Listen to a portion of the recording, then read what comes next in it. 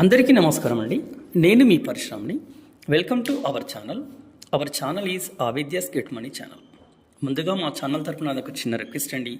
మీరు ఎవరైనా మా వీడియోని మొదటిసారి చూస్తున్నట్లయితే ఒక లైక్ చేయండి.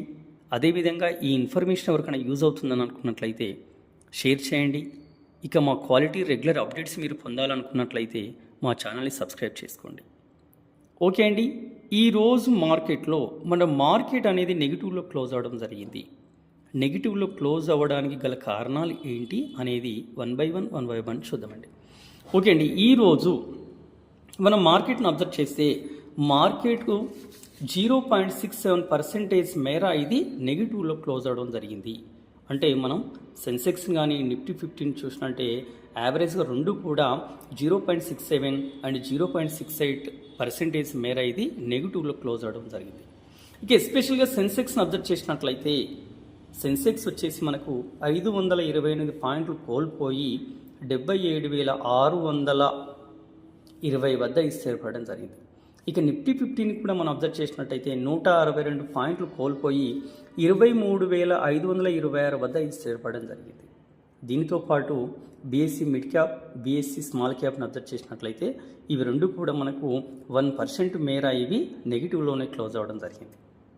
ఇక ఈ రోజటి మార్కెట్లో టాప్ గెయినర్స్ అండ్ టాప్ లూజర్స్ని మనం అబ్జర్వ్ చేసినట్లయితే టాప్ గెయినర్స్ వచ్చేసి మనకి Bajaj Auto, Nestle India, HUL, Mahindra and Mahindra, Britannia కంపెనీలు అనేది మనకు టాప్ గెయినర్స్గా ఈరోజు నిలవడం జరిగింది.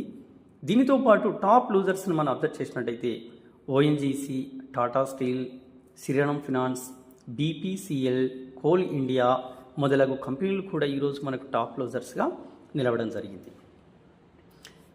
సో వాట్ ఎవర్ ఏదైతేనేముంది మనకు ఓవరాల్గా ఈరోజు మార్కెట్ అనేది నెగిటివ్లో క్లోజ్ అవ్వడం జరిగింది. దీనికి గల కారణాలు ఏంటనేది మనం వన్ బై వన్ చూద్దామండి. ఓకే అండి. మీకు నేను పెద్దగా కొత్తగా చెప్పాల్సినటువంటి కారణాలు అయితే ఏం లేవండి.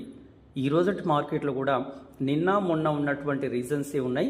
ఒకసారి వన్ బై వన్ మీకు ఒకసారి క్లియర్గా ఎక్స్ప్లెనేషన్ అయితే ఇస్తాను. ఓకే అండి. ఈరోజు మార్కెట్ పడిపోవడానికి గల ముఖ్య కారణాలు ఏంటి అంటే ఫస్ట్ రీజన్ వచ్చేసి ఏంటంటే మనకు మన ఇండియా రూపాయి క్షీణించిపోవడము. అంటే ఈరోజు మన రూపాయి విలువ వచ్చేసి 85.87 పైసలండి.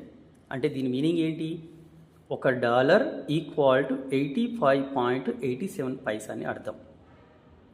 సో కాబట్టి మనకు రోజుకు వచ్చేసి రూపాయి క్షీణించిపోతుంది అంటే ఇది కొంచెం మనకు అంత మంచి విషయం అయితే కాదండి ఇట్టి పరిస్థితిలో.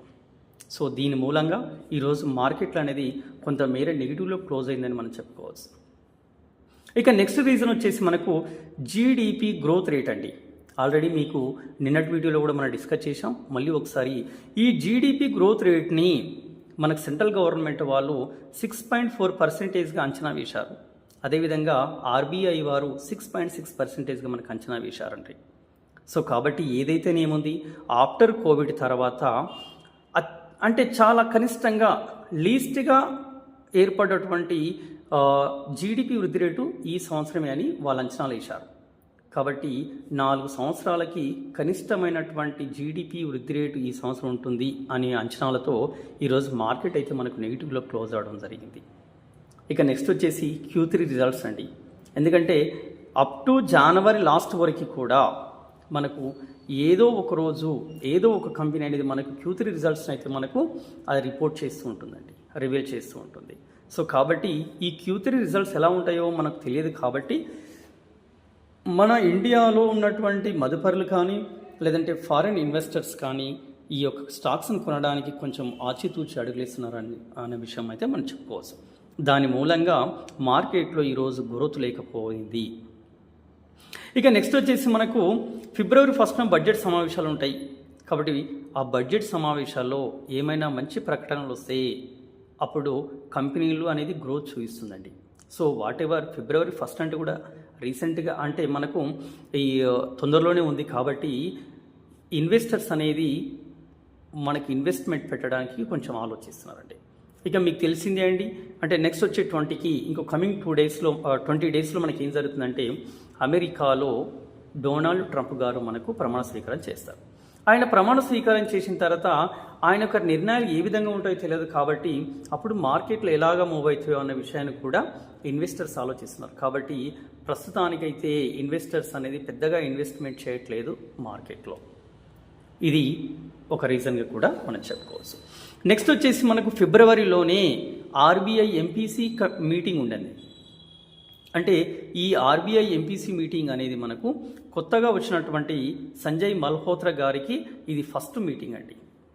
సో కాబట్టి మరి ఈ మీటింగ్లో ఆయన తీసుకున్నటువంటి నిర్ణయాలు ఏ విధంగా ఉంటాయి, అంటే వడ్డీ రేట్ల పైన ఆయన ఏ విధంగా మాట్లాడతారు అన్న విషయాన్ని కూడా మన ఇన్వెస్టర్స్ ఆలోచిస్తున్నారు. కాబట్టి ఖచ్చితంగా ఇది కూడా ఒక కారణంగా చెప్పుకోవచ్చు ఈరోజు మార్కెట్లు నెగిటివ్లో క్లోజ్ అవ్వడానికి. ఓకే అండి, ఇవి ముఖ్యంగా ఇవి కారణాలు. ఇక వాటెవర్ ఏదైతేనేముంది మన మార్కెట్ అనేది నెగిటివ్లో క్లోజ్ అవుతుందంటే దాని అర్థం ఏంటి, సెల్లింగ్ ప్రెజర్ ఉందని చెప్పి అర్థం. ఇక సెల్లింగ్ ప్రెజర్ వచ్చేసి మీకు తెలిసిందండి, ఎఫ్ఐఎస్ వాళ్ళు జనవరిలో కూడా స్టిల్ ఈ రోజుటి వరకు కూడా వాళ్ళ యొక్క సెల్లింగ్ అనేది కంటిన్యూగా చేస్తూనే ఉన్నారండి. అంటే వారి యొక్క పెట్టుబడిని వాళ్ళు వెనక్కి తీసుకుంటున్నారు. ఎస్పెషల్గా ఈరోజు జనవరి 9, 2025 రోజు మనం చూసినట్టయితే ఎఫ్ఐఎస్ వారు 15,707.92 కోట్ల షేర్లనైతే అమ్మకాలు జరిపారండి. అట్ ద సేమ్ టైం 8,537.05 కోట్ల షేర్లనైతే వాళ్ళు కొనుగోలు చేయడం జరిగింది. సో నెక్స్ట్ వచ్చేసి మన డిఐఎస్ని అబ్జర్వ్ చేసినట్టయితే వీరు ఎఫ్ఐఎస్కి ధీటుగా ఈ రోజుటి మార్కెట్లో వాళ్ళు వచ్చేసి అంటే డిఐఎస్ మీన్ మన స్వదేశీ మదుపర్లు వచ్చేసి మనకి కొనుగోలు జరపడం జరిగింది. వీళ్ళ యొక్క కొనుగోలు చూసినట్టయితే మనం చూడండి, డిఐఎస్ వాళ్ళు ఈ రోజుటి మార్కెట్లో 16,722.63 కోట్ల షేర్లను అయితే కొనుగోలు చేశారు. అట్ ద సేమ్ టైం వీళ్ళు కూడా మీన్ స్వదేశీ మదుపరులు లేదా డిఐఎస్ వాళ్ళు ఈ రోజుటి మార్కెట్లో 9,088 కోట్ల షేర్ల అమ్మకాలను అయితే జరపడం జరిగింది. సో కాబట్టి ఏదైతేనేముంది కొనుగోలు అనేది మనకి కొనుగోలని అమ్మకాలని మనం కంపేర్ చేసినట్టయితే మనకు అమ్మకాలు ఎక్కువ ఉన్నాయి. సో కాబట్టి ఎఫ్ఐఎస్ వాళ్ళు ఈ విధంగా సెల్లింగ్ చేశారు కాబట్టి ఈరోజు మార్కెట్లు అనేది మనకు డౌన్ ట్రెండ్లోకి రావడం జరిగింది. ఇదే అండి ఈరోజు మార్కెట్ నెగిటివ్లో క్లోజ్ అవ్వడానికి గల పెద్ద రీజన్. ఇక నెక్స్ట్ వచ్చేసి ఈరోజు మార్కెట్లో మనకు హై పర్ఫామ్ చేసినటువంటి స్టాక్స్ను మనం అబ్జర్వ్ చేసినట్లయితే అందులో మొట్టమొదటి కంపెనీ వచ్చేసి మనకి ఏంటంటే యూకెన్ ఇండియా లిమిటెడ్ అండి.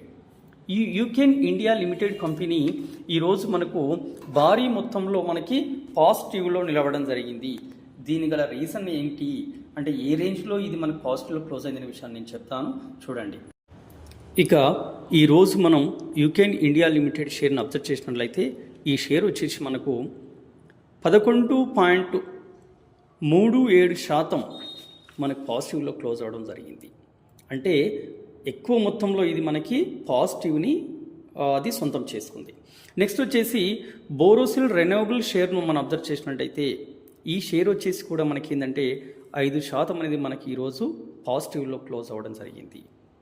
దీనితో పాటు వచ్చేసి నవీన్ ఫ్లోరిన్ ఇంటర్నేషనల్ లిమిటెడ్ షేర్ను మనం అబ్జర్వ్ చేసినట్టయితే ఇది కూడా మనకి ఈరోజు మార్కెట్లో 9.43% మనకు పాజిటివ్లో క్లోజ్ అవ్వడం జరిగింది.